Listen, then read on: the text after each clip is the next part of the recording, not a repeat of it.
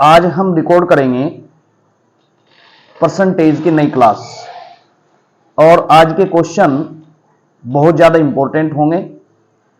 तो सभी बच्चे हर एक क्वेश्चन को देखें और उनको सोल्व करने का प्रयास करें।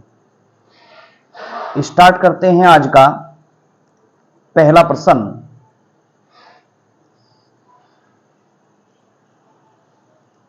पहला प्रश्न है आज का, P का 5% 10 है और Q का 10% 5 है। R Q बटा P के बराबर है, तो R का मान क्या होगा? तो यहां गिवन है, हमें जो दिया हुआ है P का 5% 10 के बराबर है, तो यहां से हम P की पूरी वैल्यू निकाल लेंगे। पूरी वैल्यू मतलब 100% मान इसका निकाल लेंगे। वैसे तो डायरेक्ट समझ सकते हैं कि 5% अगर 10 के बराबर होगा तो 100% करने का मतलब 20 से मल्टीप्लाई कर देंगे। 20 पंजे 100, 100% होगा हमारा 200 के बराबर। या हम इसको ऐसे भी सोल्व कर सकते हैं, परसेंटेज हटा के गुणा 100 करेंगे और 5 दूनी 10। इसका मतलब P की वैल्यू हमें यहां से मिली 200। Q का 10% 5 के बराबर है।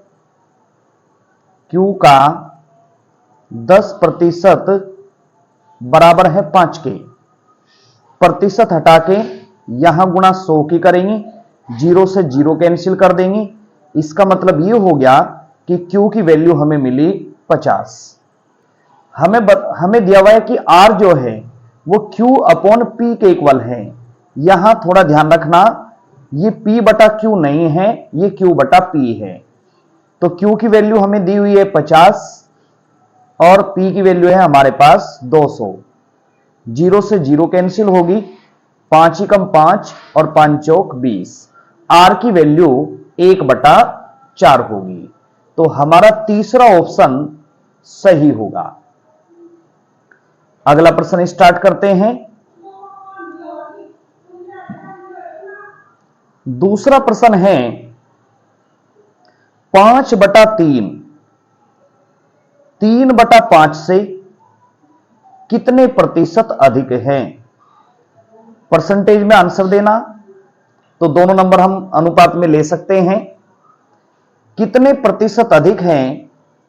प्रतिशत अधिक का जो फॉर्मूला होता है, प्रतिशत अधिक बराबर अंतर बटे छोटी संख्या और गुणा 100। ऐसे हम निकालते हैं प्रतिशत अधिक। कहीं अगर हमें प्रतिशत कम निकालना हो तो प्रतिशत कम के लिए अंतर बटे बड़ी संख्या गुणा 100। अधिक के लिए छोटी संख्या नीचे और कम के लिए बड़ी संख्या नीचे। अब जब इनका अनुपात आप निकालेंगे तो ये 5 इधर मल्टीप्लाई में चला गया, ये 3 इधर चला गया, तो इनका अनुपात हमें मिला 25:9। प्रतिशत अधिक बताना है, अंतर दोनों में 16 का हो गया, बटे में छोटी संख्या 9 है और गुणा करेंगे 100 की, तो ये हो गया हमारा 1600/9%। 9 से डिवाइड करेंगे, 9 एकम 9, 7 बचे 9 सते 63, फिर 7 बचे 9 सते 63, फिर 7 बचे, तो यही क्रम चलता रहेगा। 177.77% इसका आंसर हो गया। तो पहला ऑप्शन हमारा राइट आंसर होगा। प्रतिशत अधिक का ये फॉर्मूला हमें याद रखना, ये फॉर्मूला परसेंटेज में काम आएगा आपके। एक ग्राफ वाले जो क्वेश्चन आप करते हैं उनमें भी इसका बहुत ज्यादा यूज होगा। आगे स्टार्ट करते हैं। अगला प्रश्न है हमारा तीसरा प्रश्न। तीसरा प्रश्न है, गोकुल ने एक प्लॉट खरीदा जिस पर तुरंत बाड़ लगाने की आवश्यकता है। इस वजह से कार्यस्थल की लंबाई और चौड़ाई दोनों में 12% की कमी आई। क्षेत्रफल में कुल कमी प्रतिशत में क्या है?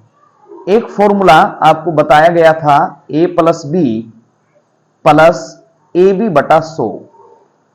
इस फॉर्मूले में अगर वृद्धि है तो उसको हम प्लस में लिखते हैं, वृद्धि को प्लस में लिखते हैं और कमी को लिखते हैं माइनस में। लंबाई भी 12% कम कर दी तो माइनस का 12 लिखेंगे, चौड़ाई भी 12% कम कर दी माइनस 12 लिखेंगे। माइनस माइनस की मल्टीप्लाई प्लस होगी, 12 की 12 से मल्टीप्लाई 144 हो गया और बटे में करेंगे यहां से 100। अब ये माइनस का यहां से देखते हैं, माइनस का तो हो गया 24, माइनस 12 और माइनस 12 जोड़ के माइनस के 24, और ये हो गया हमारा प्लस में 144 को जब 100 से डिवाइड करोगे तो 1.44। माइनस के 24 में से जब 1.44 आप माइनस करोगे, देखो माइनस करने का तरीका हमेशा ये होता है 24.00, पॉइंट के नीचे आप पॉइंट रखेंगे, उसके बाद माइनस करेंगे। 10 में से 4 गए 6, 9 में से 4 गए 5, यहां बचे 3, 3 में से गया 2 और यहां बचे 2। तो हमारा जो आंसर आया, चूंकि माइनस की वैल्यू ज्यादा है प्लस की कम है, इसलिए हमें जो आंसर मिलेगा वो माइनस में मिलेगा 22.56। और माइनस का मीनिंग होता है कि उसमें कमी हुई, कितने प्रतिशत की होगी, 22.56% की, इसलिए हमारा पहला ऑप्शन इसका राइट आंसर होगा। स्टार्ट करते हैं अपना अगला प्रश्न। अगला प्रश्न है, गेहूं की कीमत में 6 सही 1/4% की कमी के कारण एक आदमी 135 रुपए में 1 किलोग्राम गेहूं अधिक खरीद पाता है। प्रति किलोग्राम गेहूं की मूल दर क्या है, यह ध्यान रखना है। बाद का भाव नहीं पूछा, ठीक है, घटी हुई दर नहीं पूछी, मूल दर पूछ ली, लोग पहले का भाव पूछ लिया। तो पहले का भाव निकालने के लिए यहां से हम फॉर्मूला यूज करेंगे, कमी बटा 100 माइनस कमी गुणा रुपए बटा वस्तु। यही फॉर्मूला हमने पहले जो क्वेश्चन आपको कराए उसमें भी बताया था। ये हमें मूल भाव बताना है, मूल दर बतानी है, पहले का भाव बताना है। तो कमी बटे 100 माइनस कमी गुणा रुपए बटे वस्तु। लेकिन थोड़ा ध्यान यहां ये रखना कि जो वैल्यू हमें दे रखी है फ्रैक्शन में है, तो 6 सही 1/4% को हम लिख सकते हैं 6 चौक 24 और 1 25/4, और परसेंटेज हटाने के लिए बटा 100, 25 ही कम 25 और 25 चौका 100, इसका मतलब हो गया 1/16। फॉर्मूला है कमी बटे 100 माइनस कमी। तो यहां पे देखो 100 की वैल्यू यहां पे 100% की वैल्यू यहां पे होगी 16 और कमी कितनी होगी 1 की। तो कमी बटा कमी कितना हो गया 1, 100 माइनस कमी, यहां 100 की वैल्यू क्या होगी 16, 16 माइनस 1 यहां हो गया 15 गुणा रुपए बटा वस्तु। रुपए कितना है 135 रुपए में कितने किलोग्राम अधिक खरीद सकता है, 1 किलोग्राम अधिक खरीद सकता है। डिवाइड कर देंगे 1 से, 15 से कैंसिल करते हैं, 15 निम्मा 135, तो गेहूं की मूल दर 9 रुपए किलो आ गई, जो हमारा तीसरा ऑप्शन है। तो तीसरा ऑप्शन हमारा राइट आंसर होगा। तो ध्यान रखना है जब भी फ्रैक्शन में होगा, अगर डायरेक्ट कोई नंबर हमारा होता, फ्रैक्शन में ना होता, तो उसको हम डायरेक्ट 100 में से माइनस कर लेते। इसको भी कर सकते हैं, लेकिन यहां से थोड़ी कैलकुलेशन ज्यादा होगी, तो कैलकुलेशन कम करने के लिए इसको हमने फ्रैक्शन में कन्वर्ट कर लिया, 1/16 हो गया। तो 1/16 में कमी कितने की है 1 की है, तो ऊपर 1 लिखा।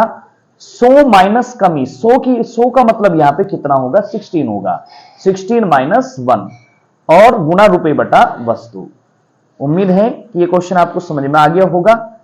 अगला प्रश्न शुरू करते हैं। प्रश्न नंबर 5,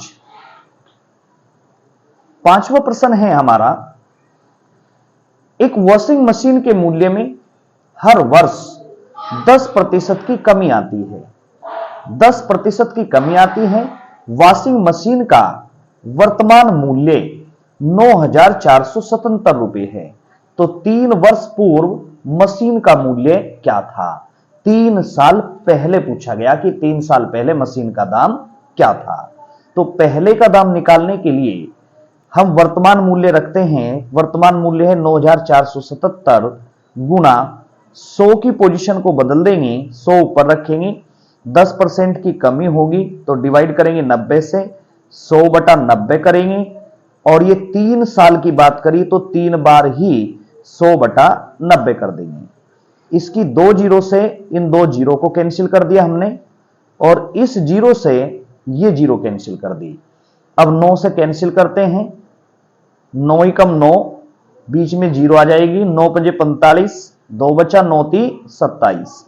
फिर 9 से कैंसिल करते हैं, 9 एकम 9, 1 बच गया, 9 एकम 9 6, 9 सते 63। यहां फिर 9 है, 9 से डिवाइड करेंगे तो 13 निम्मा 117, और 13 की गुणा जब हम इसमें करेंगे, ये 1000 बचा हुआ है तो ये हो गया आंसर हमारा 13,000। इसका मतलब 3 साल पहले मशीन 13,000 रुपए की थी, जो घटती होने के कारण, घटोतरी होने के कारण जो कितने की रहेगी, 9,477 की। तो हमें पूछा 3 साल पहले उसका दाम क्या था, तो हमारा आंसर होगा 13,000 रुपए। तो इसका ये डी ऑप्शन हमारा राइट आंसर होगा। ठीक है, आगे चलते हैं। अगला प्रश्न है हमारा, यह प्रश्न यूपी कांस्टेबल में पूछा गया था। लैंग्वेज थोड़ी बड़ी है लेकिन आसान क्वेश्चन है। कर्मचारियों की संरक्षण जूते की खरीद के लिए एक कारखाने का वार्षिक बजट पिछले वर्ष की तुलना में इस वर्ष 60% बढ़ गया। बजट बढ़ने का मतलब यह है कि मान लो पहले 100 रुपए खर्च हो रहे थे जूतों की खरीद के लिए, पहले 100 रुपए टोटल खर्चा था, अब 60% बढ़ गया तो 160 हो गया। तो इस सबसे पहले इसको ही लिख लेते हैं, ये ओल्ड है, पुराना खर्चा है, और ये नया खर्चा है, नया बजट है। पहले टोटल 100 रुपए खर्च हो रहे थे जूतों की खरीद के लिए, अब 60% बढ़ गया तो 160 हो गया। ये हो गया टोटल बजट, ये टोटल बजट हो गया, ये टोटल बजट हो गया जो पहले था। अब उसने क्या कहा, इस वर्ष जूतों की कीमत में 20% की वृद्धि होती है, तो इस वर्ष वह जितने जूते खरीद सकता है वह पिछले वर्ष खरीदे गए जूतों की संख्या से कितने प्रतिशत अधिक है। मान लो पहले वो 100 जूते खरीद रहा था, अगर 100 जूते खरीद रहा था पहले और 100 रुपए बजट था, तो एक जोड़ी जूता खरीद रहा था पहले। अब जूतों की कीमत में 20% की वृद्धि होगी, अब जूतों की कीमत 120 के हिसाब से होगी, 120 के हिसाब से होगी तो 0 से 0 कैंसिल करेंगे, 4 तिया 12 और 4 चौक 16, नया दाम 4/3 हो गया। तो ये 3 इधर अनुपात में इधर चला जाएगा, अनुपात बन गया 4:3, और हमें बताना कि जूतों की संख्या से कितने प्रतिशत अधिक है। प्रतिशत अधिक का फॉर्मूला अभी यूज करा था हमने इससे पहले क्वेश्चन में। प्रतिशत अधिक का फॉर्मूला है अंतर बटा छोटी संख्या और गुणा करेंगे 100 की, तो 100/3 हो गया। 100/3 का मतलब हो गया 33 से ही 1/3%। ये इसका पहला ऑप्शन होगा, यही हमारा राइट आंसर होगा। अगला प्रश्न देखते हैं। अगला प्रश्न है हमारा, सुशांत और प्रशांत की तनख्वाह की रकमों के अंतर का आधा उसकी तनख्वाह की रकमों के जोड़ के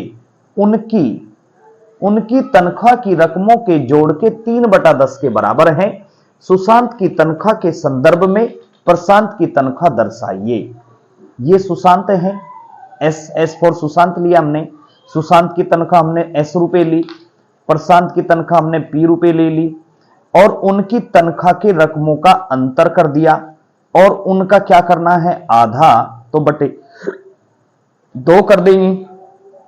उनकी रकमों के जोड़, रकमों का जोड़ ये हो गया, क्योंकि सुशांत की रकम हमने S ली, प्रशांत की रकम P ली, उनकी रकमों के जोड़ के 3/10 के बराबर है। तो इनके रकमों के अंतर का आधा इनकी रकमों के जोड़ का हमने 3/10 कर दिया। 2 से कैंसिल हो गया, 2 एकम 2, 2 से 10 कैंसिल हो गया, 2 पंजे 10, 2 से ये कैंसिल हो गया।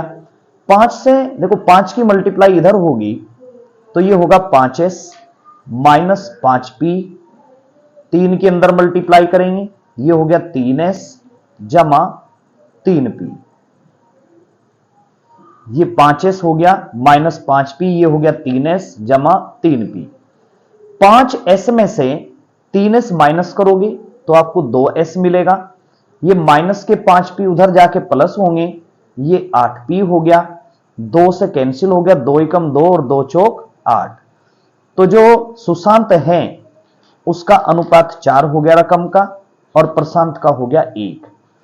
अब उसने पूछा कि सुशांत की तनख्वाह के संदर्भ में प्रशांत की तनख्वाह दर्शाइए। तो प्रशांत की तनख्वाह सुशांत से कम होगी, तो कितने प्रतिशत कम है यह चेक करना है। प्रतिशत कम का फॉर्मूला है अंतर बटे बड़ी संख्या और गुणा करेंगे 100 की। 4 से कैंसिल हो गया, 4 से 25 बार कैंसिल हो गया, तो आंसर आ गया 25%। तो बी ऑप्शन हमारा राइट आंसर होगा। अगला प्रश्न शुरू करते हैं।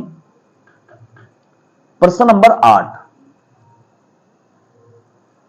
जो भी वीडियो वगैरह आप देखें तो उसे कंप्लीट देखें, देखने के बाद में लाइक भी करें और कमेंट भी करते रहें। कहीं किसी क्वेश्चन में कोई प्रॉब्लम हो, दोबारा रिपीट करना हो या उस टाइप का और क्वेश्चन आपको बताना हो तो नेक्स्ट वीडियो में वो भी बताया जाएगा, तो कमेंट जरूर करें। एक परीक्षा में एक छात्र जो अधिकतम अंक का 20% प्राप्त करता है 5 अंकों से फेल हो जाता है। एक अन्य छात्र जो अधिकतम अंकों का 30% स्कोर करता है वह पास होने के अंकों से 20 अधिक प्राप्त करता है। पास होने के लिए आवश्यक प्रतिशत अंक क्या हैं? तो यहां से स्टार्ट करते हैं। जो पहला छात्र है उसको 20% अंक मिले और वह 5 अंकों से फेल हो गया। अगर उसको 5 अंक दिए जा तो वो पास हो जाएगा। इसका मतलब पास होने के लिए 20% प्लस 5 इतने अंकों की आवश्यकता है। जो दूसरा छात्र है उसके 30% अंक हैं और वो पास होने से 20 अंक अधिक प्राप्त करता है, तो इसमें से 20 अंक हम माइनस कर देंगे। अब ये भी पासिंग मार्क्स हो गए और ये भी पासिंग मार्क्स हो गए, इसलिए हमने इन दोनों को इक्वल कर दिया। अब यहां से जो परसेंटेज वाला नंबर है उसको एक साइड में रखेंगे। इधर 30% है, इधर 20% है, तो ये 20% इधर जाके माइनस हो गया, यहां बचेगा 10% और ये माइनस के 20 इधर जाके प्लस हो गए, तो 20 और 5 25। इसका मतलब 10% की वैल्यू 25 के इक्वल आ गई। 5 से कैंसिल कर देंगे, 5 दूनी 10 और 5 पंजे 25। 2% बराबर होंगे 5 अंक। या तो यह कहा जाए कि 2% 5 अंक के बराबर हैं, या हम ये कह सकते हैं कि 5 अंकों में 2% छिपे हुए हैं। उसने कहा कि पास होने के लिए आवश्यक प्रतिशत अंक, हमें अंक प्रतिशत में बताने की पास होने के लिए कितने प्रतिशत अंकों की आवश्यकता है। तो पास होने के लिए 20% अंक तो ये चाहिए, प्लस ये जो 5 नंबर हैं, इन 5 नंबर में कितने प्रतिशत हैं? 5 नंबर में यहां 2% है, तो इन 5 की जगह 2% ये हो गया, तो इसका मतलब पास होने के लिए 22% अंकों की आवश्यकता है। यह हमारा आंसर होगा। पहला ही ऑप्शन इस क्वेश्चन का राइट आंसर होगा। यहां से भी चेक कर सकते हैं, 5 नंबर का 2% है और यहां नंबर है कितने? 20। तो 5 का 20 करने के लिए 4 से मल्टीप्लाई करेंगे, 4 से इधर कर देंगे, तो 20 नंबर में 8% हो गए। इसका मतलब 8% अंक हम 30 में से माइनस कर देंगे और पास होने के लिए कितने की आवश्यकता है? 22 की। तो पहला ही ऑप्शन इसका राइट आंसर होगा। अगला प्रश्न शुरू करते हैं। अगला प्रश्न है, एक चुनाव में 2 उम्मीदवारों ने भाग लिया, 20% मतदाताओं ने अपना मत नहीं दिया और 800 मतों को अवैध घोषित कर दिया गया। विजेता उम्मीदवार को मतदान सूची में नामांकित कुल मतों का 48% मत प्राप्त हुआ और वह 12,160 मतों से निर्वाचित हुआ। हारने वाले उम्मीदवार को कितने मत मिले? ऐसा प्रश्न हमने इससे पहले क्लास में भी कराया था। जिसने वो क्लास ना देखी हो तो वो क्लास भी जरूर देखें। कुल हमने मान लिए कि टोटल मतदाता 100% थे, 20% लोगों ने अपना मत नहीं दिया, तो डाले गए मत कितने होंगे? जब 20% लोग वोट डालने के लिए नहीं आए तो वोट डालने के लिए कितने लोग आए? 80% आ गए, ये 80% वोट डाले गए। 800 मतों को अवैध घोषित कर दिया गया। हमने 80% वोट डाल दिए थे, इनमें से 800 वोट अवैध हो गए। तो यहां से हम चेक कर लेते हैं कि हमारे पास में वैध कितने बचे। 80% में से हम माइनस कर देंगे 800, ये वैध मत हमारे पास बचे। विजेता उम्मीदवार को मतदाता सूची में नामांकित कुल मतों का 48% मत प्राप्त हुआ। जो जीतने वाला उम्मीदवार था उसको 48% मत मिले और वो वैध मतों का नहीं मिले, वो कुल मतों का मिले। कुल मत कितने हैं? 100% हैं और 100% का 48% 48 ही प्रतिशत होगा। अब इनमें से देखो, हमारे पास थे वैध थे 80% माइनस 800 और उनमें से जीतने वाले को दे दिया 48%, तो हारने वाले के पास में कितने बचे? 80% माइनस 800 में से 48 और माइनस कर देंगे तो हमारे पास बचे 32% माइनस 800, जो किसे मिले? वो मिले हारने वाले को। और ये जो जीतने वाला उम्मीदवार था ये कितने से जीत गया? ये जीत गया 12,160 मतों से जीत गया। अब यहां से 48% जब माइनस आप अंदर ओपन करेंगे तो 48% माइनस हो गया 32%, माइनस माइनस प्लस, प्लस के हो गए 800 और बराबर हो गया 12,160 के। 48% में से 32% माइनस करेंगे तो यहां बचेगा 16% और ये 800 प्लस के हैं। उधर जाके 12,160 में से हम 800 को क्या कर देंगे? माइनस कर देंगे। 0 6 11 में 60 गए 3 1 और 1, हमारे पास बचे 11,360। 16 से डिवाइड करते हैं, 16 ही कम 16, 16 सत्ते 112, एक बचा, 16 ही कम 16, 1% 710 आ गया। और उसने पूछा हारने वाले उम्मीदवार को कितने मत मिले। अब के टोटल मत नहीं पूछा, अगर हमें टोटल मत पूछा होता तो हम यहां से 100% निकाल देते, 100% इसका हो जाता 71,000। लेकिन उसने किसके पूछे? हारने वाले उम्मीदवार को कितने मत मिले। तो हारने वाले उम्मीदवार के मत निकालने के लिए हम देखते हैं कि हारने वाले को 32% माइनस 800 मिले।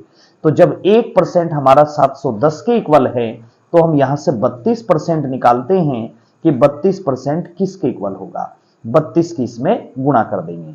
710 गुणा करते हैं 32 की, 0 2 एकम 2, 2 सते 14, 3 से गुणा करते हैं 3 0 0, 3 एकम 3 और 3 सते 21, ये हो गया 0 2 4 और 3 7, 1 और 1 2, 22,720। और 22,720 में से चूंकि ये वैल्यू हमारे पास किसकी आई? 32% की, लेकिन हारने वाले को तो 800 कम मिले हुए हैं इनमें से भी, तो इसमें से हम 800 को क्या कर देंगे? माइनस कर देंगे। 0 फिर यहां से 2 बचा, 9 बच गए, 1 बचा और 2 बचे। तो इसका मतलब हारने वाला जो उम्मीदवार है उसको 21,920 मत मिले।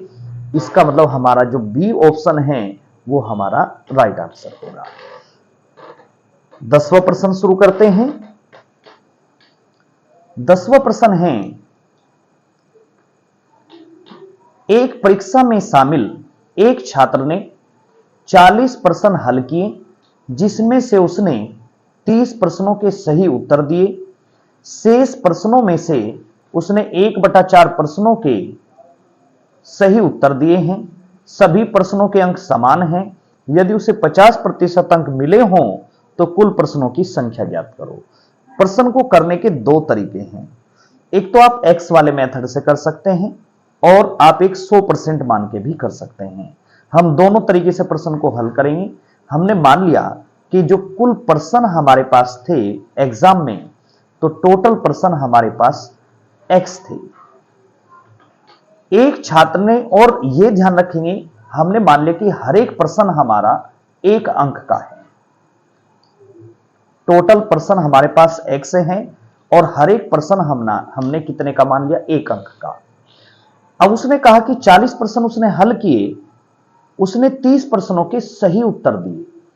अगर 30 प्रश्नों के उसने सही उत्तर दिए तो उसको 30 अंक तो ये मिले। कितने में से 30 सही करे? 40 में से। इसका मतलब 40 प्रश्न उसने कर दिए। प्रश्न थे कितने? x, और x में से 40 प्रश्न उसने कर दिए। आगे प्रश्न बचे x माइनस 40। शेष प्रश्नों में से उसने 1/4 प्रश्नों के सही उत्तर दिए। इनका हम कर देंगे 1/4। 1/4 प्रश्नों के इनमें से सही आंसर दिए। यदि उसे 50% अंक मिले हों, 50% अंक, 50% का मतलब होता है आधा। जब हमने कुल प्रश्न x लिए थे और एक प्रश्न 1 नंबर का है तो x प्रश्न x ही नंबर के हो गए, और उसे नंबर मिले 50%, तो x का 50% होगा x का आधा। इसके इक्वल कर देंगे। अब ये जो 4 है, इसको अगर आप एलसीएम लोगे तो 4 तिया 12, 120 हो गया, प्लस x माइनस 40 हो गया, और ये जो 4 आप एलसीएम लोगे ये इधर मल्टीप्लाई में चला जाएगा। x/2 गुणा करेंगे 4 की, 2 दूनी 4, इधर हो गया 2x। 2x में से ये x इधर जाके माइनस होगा, और यहां 120 में से 40 माइनस करोगे तो हमें मिलेगा 80। 80 बराबर x। तो टोटल प्रश्नों की संख्या हमारी कितनी होगी? 80 होगी। ये हमारा आंसर होगा। बी ऑप्शन हमारा राइट आंसर होगा। तो ये तो x वाला मेथड था। विदाउट x भी कर सकते हैं। हमने मान लिया कि टोटल प्रश्नों की संख्या 100% है। टोटल प्रश्नों की संख्या 100% है। एक परीक्षा में शामिल एक छात्र ने 40 प्रश्न हल किए, जिसमें से उसने 30 प्रश्नों के सही उत्तर दिए। यहां भी हम ये मान के चलेंगे कि एक प्रश्न 1 अंक का है। उसने 30 प्रश्नों के आंसर दे दिए तो 30 नंबर तो ये मिले उसे। अब प्रश्न हमारे पास में थे 100%।